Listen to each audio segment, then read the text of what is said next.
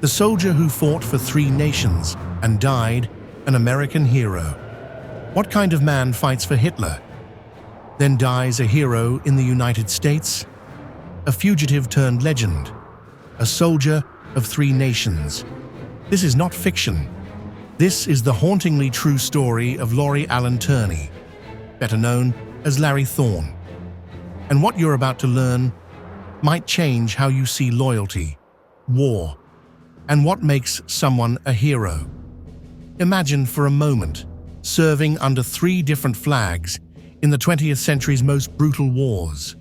A man who started by fighting the Soviet giant, then, through a twist of fate and shifting alliances, found himself briefly part of Hitler's forces, only to emerge reborn, fighting and training elite troops for the United States in the jungles of Vietnam. This isn't fiction. This is the untold, or perhaps undertold story of Lauri Allan Törni, known later to the world as Larry Thorne. Why does a man switch sides, not just once, but twice? What drives a warrior to seek out the fight across continents, across decades? Was it conviction, circumstance, or simply the calling of the battlefield itself?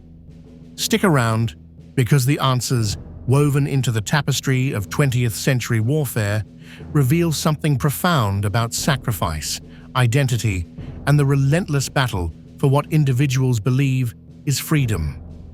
And trust me, based on my years digging through these kinds of files, men like Thorne don't just disappear into history, they leave echoes that challenge our understanding of war and the men who fight it. Let's begin. Lauri Allan Törni's story begins, for our purposes drawing from the sources in the crucible of the Winter War 14. This was a conflict, often overshadowed by the larger conflagration of World War II, but intensely brutal and critically important for Finland. Here was tiny Finland facing the immense might of the Soviet Union under Stalin. The sources highlight the sheer disparity in size and power, a classic David and Goliath scenario.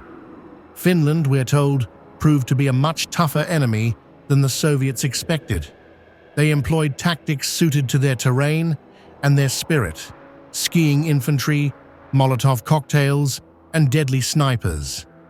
Can you imagine the psychological impact of an enemy so adept at blending into the snow, delivering swift, devastating blows, and then disappearing?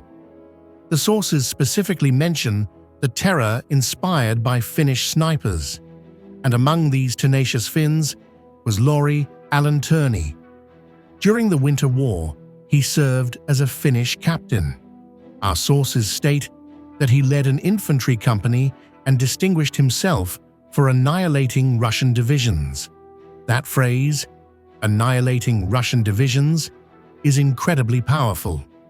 It suggests a level of tactical brilliance, courage, and aggressive effectiveness that clearly set him apart, even in a conflict known for Finnish resilience.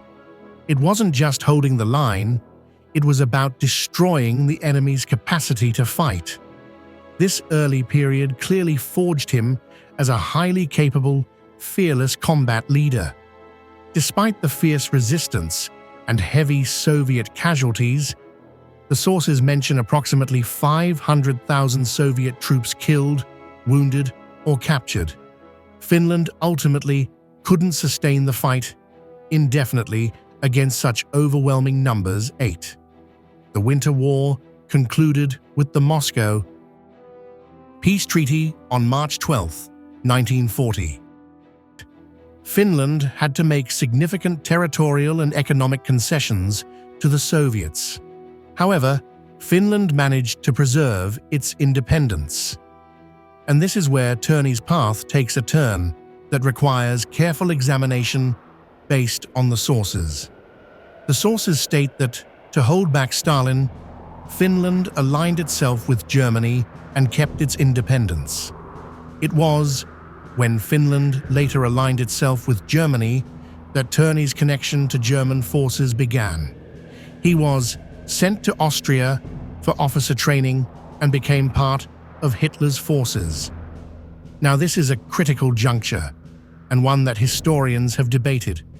The sources tell us that Finland aligned with Germany to protect its independence from the Soviet Union.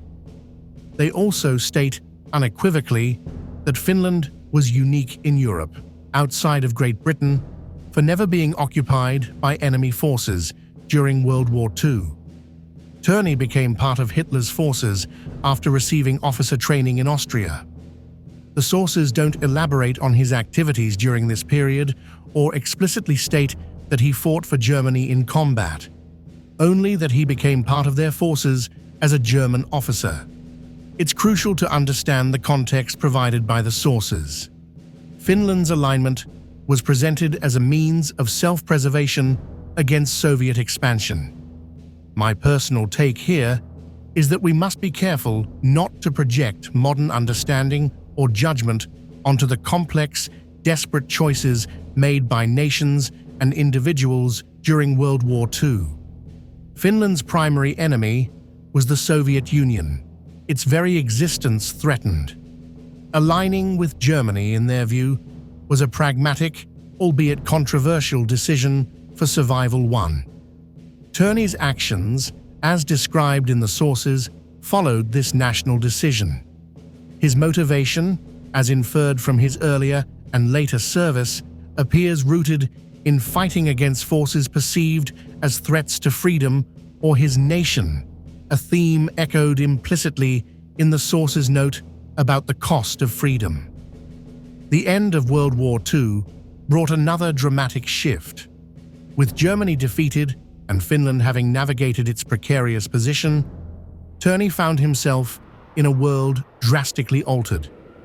The sources provide a brief but fascinating account of his transition to the United States. After the war, he worked on a Swedish cargo ship. In a move that speaks volumes about his adventurous spirit and perhaps a desire for a new beginning, he jumped overboard in the Gulf of Mexico, swimming to Mobile, Alabama. This act immediately positioned him as a political refugee in the United States. Think about that image: a decorated Finnish captain and former German officer swimming ashore in the US as a refugee. It's almost cinematic. It suggests a clear break from his past military affiliations and a seeking of asylum, likely from the Soviet sphere of influence, his original enemy. His journey in the US was remarkable. 25.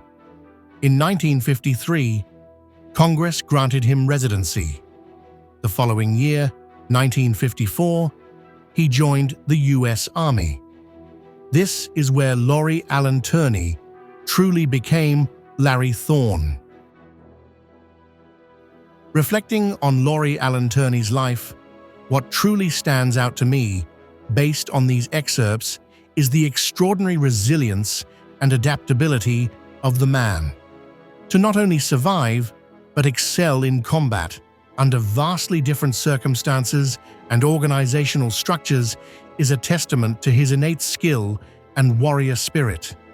He transitioned from fighting a defensive war in the frozen north to potentially serving in a more offensive capacity, and finally, to teaching and leading complex, unconventional operations in a tropical environment. The core skills, survival, skiing, guerrilla tactics, learned early in Finland, remained relevant and highly valued throughout his career, culminating in his role training U.S. Special Forces. There's also a poignant irony in his final resting place.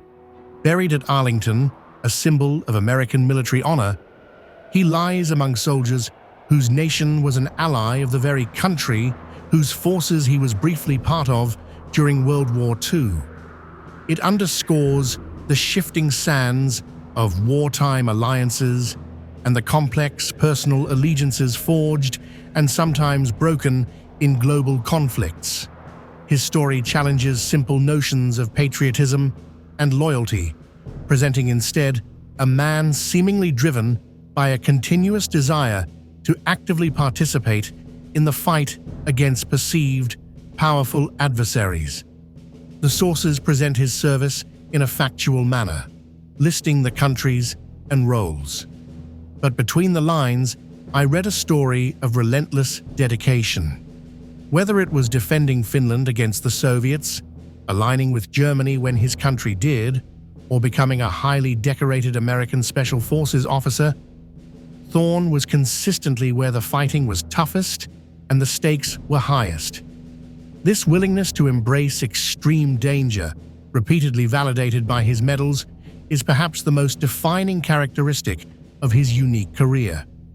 So, there you have it, the remarkable, multifaceted journey of Lauri Allan Törni, Major Larry Thorne. From the snow-covered battlefields of Finland to the classified operations in the mountains of Vietnam, his life was a testament to courage, skill, and an enduring connection to the world of military conflict.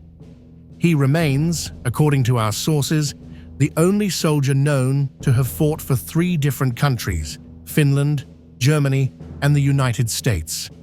His story is a powerful reminder that history is often far more complex and fascinating than simple narratives might suggest. If Larry Thorne's journey made you rethink the meaning of allegiance, sacrifice, or survival, let it stay with you. Give this video a like if you uncovered something new today. Subscribe to the channel so you don't miss our next deep dive into the forgotten warriors of history. And I'd love to hear your thoughts. Was Thorne a hero, a survivor, or both? Drop your comments below. And thank you for walking these shadows of war with me.